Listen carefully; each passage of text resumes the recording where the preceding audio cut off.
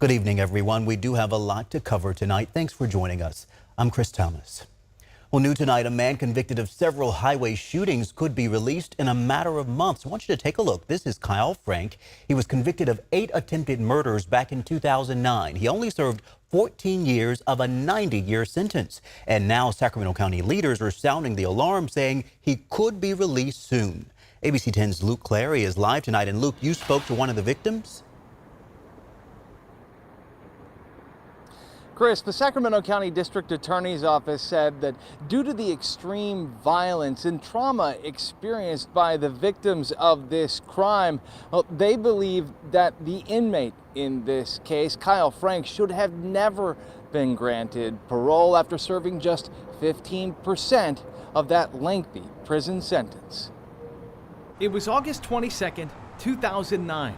Gunfire on Sacramento's Capital City Freeway. I never would thought anybody would unload a gun on the freeway, but I was wrong. Paul Adcock only saw the bullet holes in the side of his sports car when he pulled it into the garage. This is the man who pulled the trigger, Kyle Frank. More than 14 years later, Adcock remembers it well. Now he's in the middle lane, I'm in the fast lane, and he's giving me the finger, calling me the N-word, you name it. And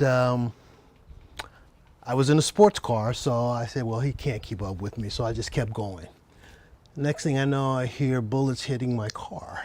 Adcock was the first victim of Frank's freeway rampage.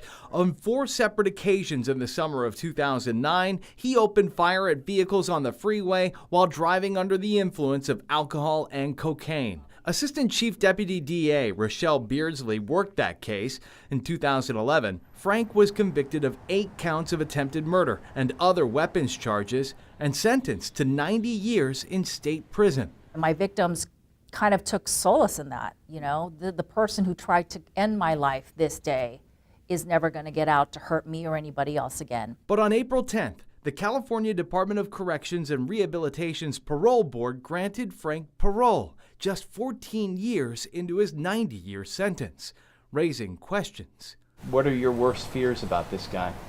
Running into him. Does he pick up where he left off? I don't know why he's up for parole so soon.